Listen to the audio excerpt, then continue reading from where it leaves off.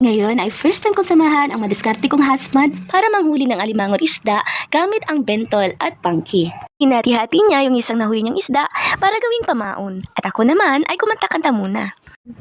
Kahit maging sino ka pa, lahat ay ganyan na lang sana.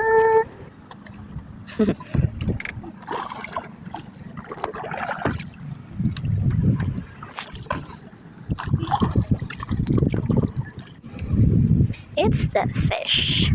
The second part of the fish is being wrapped to become a pamaon sa bentol.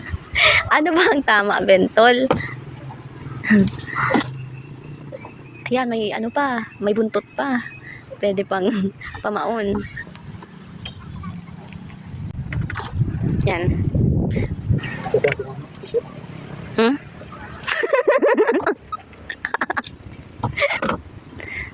Pirang parts ito, han? Tulong part, pinutol, sa sarong fish na bulan-bulan.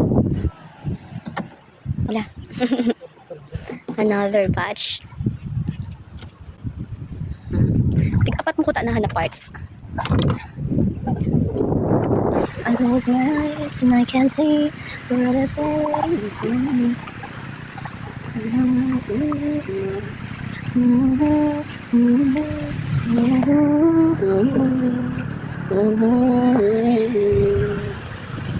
They can say it all sounds crazy.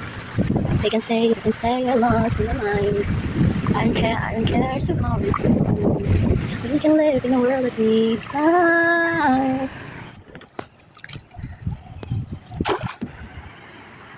Paano maraman na may alimango na mahiro-hiro yan?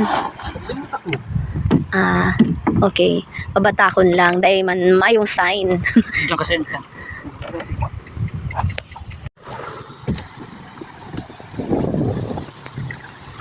May fish na.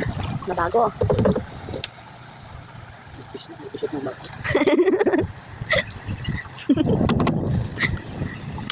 Oh, ano yan?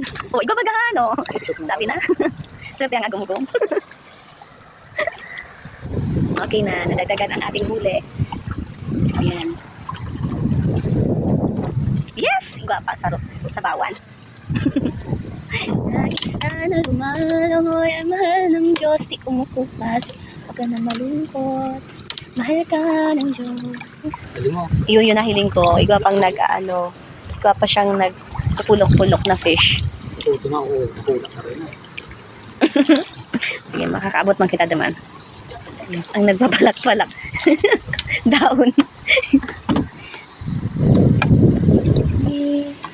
Ay, wow! May alimang. Ang laki-laki meron pala. Kaso kagatungkahan. Diyos ko po. Tinanggal mo na. Ay, natatanggal pala niyan. Ikaw man pala nadadagop na alimango dyan. Si Malumoy. Dahil na may mga ngagatan.